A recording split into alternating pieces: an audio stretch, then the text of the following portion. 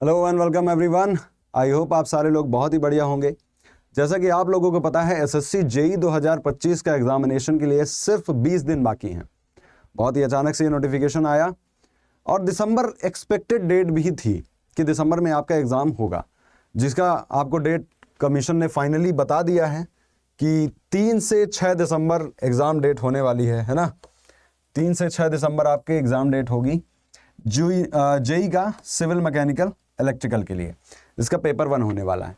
अब इन 20 दिनों में हम लोग क्या करें, कैसे करें इसको, कैसे इतना बड़ा सिलेबस कवर करें, या कुछ चीज़ें ऐसी हैं जो हमें नहीं करना चाहिए या क्या चीज़ें हमें करना चाहिए, हम लोग उसी को क्या करेंगे यहाँ पे डिस्कस करेंगे। और मैं थोड़ा सा आपको गाइड करना चाहता हूँ। जैसा कि आप लोग पहले भी जानते हैं, सीधी स्ट्रेट फॉरवर्ड मैं आपको बातें बताऊँगा जो आपके लिए ज़रूरी हैं, और आप अगर उनको करते हैं तो आप मैक्सिमम मार्क गेन कर सकते हैं बहुत ही कम समय में। आप अपने जो भी आपका एक रिदम भी टूट गया रहा होगा एग्ज़ाम डेट ना आने से, तो रिदम पे भी आप फिर से वापस आ सकते हैं। अच्छा, ये सब तो आपको पता ही है, सिलेबस भी आपको पता है कि टेक्निकल 100 मार्क्स का आएगा, आपका रीजनिंग आपका 50 मार्क्स का आएगा, और जीके जीएस आपका 50 मार्क्स का आएगा, यानी 200 मार्क्स का होगा। 1/4 की निगेटिव मार्किंग आपकी सीबीटी 1 में मिलती है, ऑब्जेक्टिव पेपर होता है, और आपको 120 मिनट यानी 2 घंटे का समय भी मिलता है। अब आपको असल में अभी करना क्या है, आपके पास सिर्फ 20 दिन है, तो आपको करना क्या है, कुछ इंपॉर्टेंट बात, इन 20 दिन को कैसे करें, कैसे मैक्सिमाइज करें, कैसे अपने मार्क्स को मैक्सिमाइज करें, कैसे अपनी मेहनत को मैक्सिमाइज करते हैं, अपने मैक्सिमम पोटेंशियल कैसे यूज़ करें, उसका सिंपल सा फंडा है। आप जितना ज़्यादा रिवाइज कर सकते हैं उतना ज़्यादा रिवाइज करिए। जो आपने नोट्स बनाए हैं, जो आपने शॉर्ट नोट्स बनाए हैं, उन्हें ही आपको रिवाइज करना है। याद रहे, इस टाइम फ्रेम में कोई भी नया टॉपिक उठाने की गलती नहीं करना है। कोई छोटे मोटे टॉपिक्स हैं आपके छूट गए हैं, उनको रहने दीजिए, उनको पढ़े रहने दीजिए। अब हो गया, अब आप कोई भी नया टॉपिक मत उठाओ, जो भी आपने अभी तक में पढ़ा है उनको जरूर रिवाइज करो, और जितना मल्टीपल टाइम हो सके उतना करो। आपने शॉर्ट नोट्स बनाए हैं, आप शॉर्ट नोट्स पढ़िए।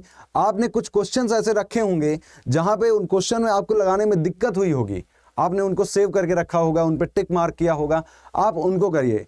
इससे आपका रिवीजन होगा, और रिवीजन आप थ्रू क्वेश्चन जरूर जाएं, है ना। रिवीजन आप थ्रू क्वेश्चंस करें।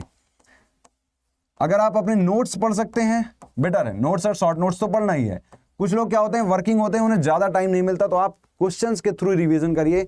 बहुत ही परफेक्ट स्ट्रेटजी है, आपको इससे पूरा रिवाइज हो जाएगा क्वेश्चन। यानी कि आप पीवाईक्यू उठा लीजिए, जैसे एसएससी जेई का आप पीवाईक्यू उठा लो, और एसएससी जेई का पीवाईक्यू आप पूरा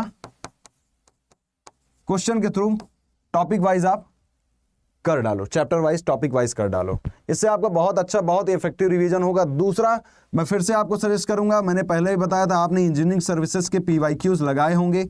इंजीनियरिंग सर्विसेज के पीवाईक्यूज में आपको बहुत सारे ऐसे क्वेश्चन मिले होंगे जो आपने नहीं पढ़ा है, या कुछ ऐसा लग रहा है कि ये सिंपल है, आसान है, आ सकता है, या पहले उस तरह से आया हुआ है।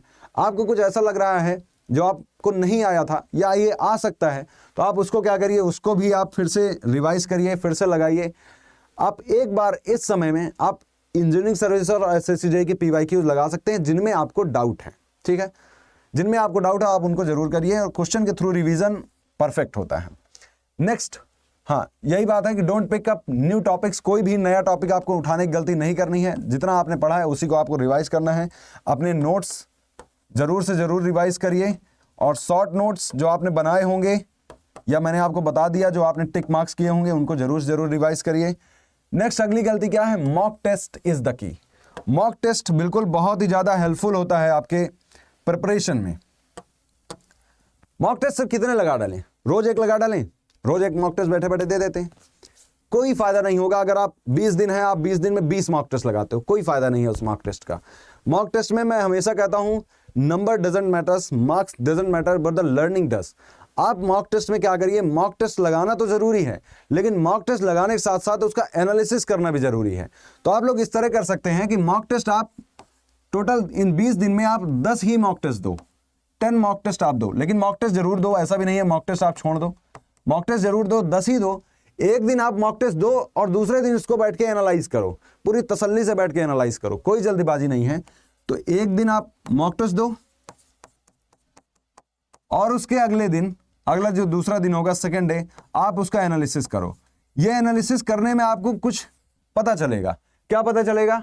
ये तो कि कुछ चीजें अभी भी भूल सी गई हैं, याद नहीं हो रही, कुछ फॉर्मूला भूल गए आप, कुछ फॉर्मूला भूल गए, आपने उसको अलग नोट कर लिया, ठीक है, कोई फॉर्मूला आप भूल गए जिसकी वजह से आपका क्वेश्चन गलत हो गया, कुछ आपकी सिली मिस्टेक्स हो गई, 200 क्वेश्चन में लेट सपोज 15-20 क्वेश्चन में आपकी सिली मिस्टेक्स हो गई, तो आप इनको नोट डाउन करो, आप देखो किन टॉपिक्स में हो रही हैं, क्यों हो रही हैं, क्या वजह है। अगर आप ये एनालिसिस करना सीख गए और आपने इफेक्टिवली एनालाइज कर लिया अपने मॉक टेस्ट को, तो आपके नंबर बढ़ने से कोई नहीं रोक सकता। यही वो फैक्टर है जो आपके नंबर इंक्रीज कराता है। अगर आपने मॉक टेस्ट से लर्निंग ली है तो मॉक टेस्ट से सीखना बहुत जरूरी है। दूसरा, सिर्फ मॉक टेस्ट अंधा होके नहीं देते रहना है कि रोज एक मॉक टेस्ट हमको देना ही देना है या रोज 2-3 मॉक टेस्ट देना ही है। आप एक ही दो, एक दिन आप एक मॉक टेस्ट दो, दूसरे दिन आप उसको एनालाइज बहुत अच्छे से करो। मॉक टेस्ट देने में अगर 2 घंटा लगता है तो उसके एनालिसिस में 3 से 4 घंटा लगना चाहिए। इतना डीपली आपको मॉक टेस्ट को अपने एनालाइज करना है। नेक्स्ट, हाई वेटेज जितने सब्जेक्ट हैं, जितने भी हाई वेटेज सब्जेक्ट हैं, फॉर एग्जांपल मैं सिविल की बात करूं तो building material and concrete technology maximum weightage रखता है। इरिगेशन से 10 नंबर आते हैं आपके, हाईवे इंजीनियरिंग से 10 मार्क्स के क्वेश्चन आ जाते हैं, आरसीसी से 10 मार्क्स के क्वेश्चन आ जाते हैं। इनमें बहुत सारे ऐसे फॉर्मूले हैं जो आप यूज बहुत ज्यादा नहीं करते हो, लेकिन कई बार क्या होता है फॉर्मूला ही पूछ लिया जाता है। कई बार आपको डिट्टो फॉर्मूले पे सिर्फ वैल्यू रख के आंसर निकालना होता है और आपको फॉर्मूला नहीं याद होता है, तो आप इनके जो भी फॉर्मूले हैं आप फॉर्मूले को बहुत अच्छे से रिवाइज कर डालो। अपने नोट्स तो आपको रिवाइज करना है, इनके फॉर्मूले आपको बहुत अच्छे से रिवाइज कर डालो, आपका काम हो जाएगा। और अभी तक में आपने जितना पढ़ा है उसको बहुत बढ़िया से रिवाइज करिए, बहुत अच्छी तरीके से करिए, कोई कमी ना रह जाए। सिर्फ 20 दिन है, अगर आप मेहनत आपको 12, 14, 16 घंटे करनी पड़ रही है, आप करिए, कोई दिक्कत नहीं है। 20 दिन बाद वो आपका रिजल्ट बताएगा। और CBT 1 आपको पता है, CBT 2 में मार्क्स जुड़ते हैं, तो इस बार आपको मार्क्स, अगर आप सिविल से हैं तो आप 140 प्लस मार्क्स का अपना टारगेट रखिए। 140 प्लस मार्क्स जब आप लाओगे, क्योंकि कंपटीशन बहुत टफ होने वाला है इस बार, SSC की हालत थोड़ी बुरी भी है। क्या होगा किसी को कुछ नहीं पता, और किसी को सच में कुछ नहीं पता होता है एग्जाम से पहले। बट आप 140 प्लस का टारगेट रखिए, किसी तरह से आपके 140 प्लस मार्क्स आ जाएं। अगर आप इलेक्ट्रिकल या मैकेनिकल से हैं तो आपको क्या करना है, आपको और थोड़ा ज्यादा टारगेट रखना है, क्योंकि इलेक्ट्रिकल एंड मैकेनिकल की कट ऑफ हमेशा से ही सिविल से ज्यादा जाती है। तो आप कट ऑफ को भी ध्यान रखिए। पिछली बार बहुत ठीक ठाक अच्छी कट ऑफ गई थी 121 के आसपास जनरल की, मैं जनरल की बात कर रहा हूं। तो आप कट ऑफ को ध्यान में रखिए और आप टारगेट बड़ा रखिए। टारगेट बड़ा रखोगे, अगर इससे आसपास भी गिरोगे तो भी कुछ नहीं होगा। आई होप सो ये सेशन आपके लिए यूजफुल रहा होगा। आप ये सारे फॉर्मूले लगाइए, ये सब कुछ करिए और बिल्कुल आपके मार्क्स बढ़ेंगे। अगर आपको कोई डाउट है तो आप इस कमेंट सेक्शन के नीचे बता सकते हैं। प्लस मैं रीजनिंग जो है ना वो भी प्रैक्टिस मांगती है, तो रीजनिंग के लिए मैं 9 AM पे क्लास भी लेता हूं। आपकी जानकारी के लिए बता दूं, 9 AM पे मैं रीजनिंग की प्रैक्टिस कराता हूं इसी चैनल पे। तो आप लोग क्या कर सकते हो, चैनल को आप लोग सब्सक्राइब कर सकते हो, जिससे मेरी क्लास की, और बेल नोटिफिकेशन जरूर ऑन कर दीजिएगा, जिससे मेरी क्लास की नोटिफिकेशन आपके पास पहुंच जाएगी और आप यहां पर आकर के अपनी प्रैक्टिस कर सकते हो 9 AM every day, Monday to Friday, है ना। तो आप लोग वहां पे आके प्रैक्टिस जरूर कर सकते हो रीजनिंग की। एंड इसी सिलसिले में हमारी जो GK GS की क्लास होती है वो भी होती है 8 AM पे, करंट अफेयर होती है, 11 पे GK GS होती है, 10 AM पे आपकी साइंस की होती है। तो आप उन क्लासेस के थ्रू अपना रिवीजन कर सकते हो। और प्रैक्टिस बहुत ज़्यादा जरूरी है रीजनिंग में, आपको पता है 50 आउट ऑफ 50 आपको लाने हैं, क्योंकि 50 आउट ऑफ 50 बनने वाले क्वेश्चन भी होते हैं। तो आप इसकी कोशिश करिए कि रीजनिंग में तो 50 में से 50 मार्क्स आप ला पाएँ। आई होप सो ये सेशन आपको पसंद आया होगा। अगर पसंद आता है तो आप लाइक करना बिल्कुल ना भूलें। एंड चैनल अगर आपने सब्सक्राइब नहीं किया तो सब्सक्राइब करिए, ताकि आगे की अपडेट भी आपको मिलती रहे। Thank you.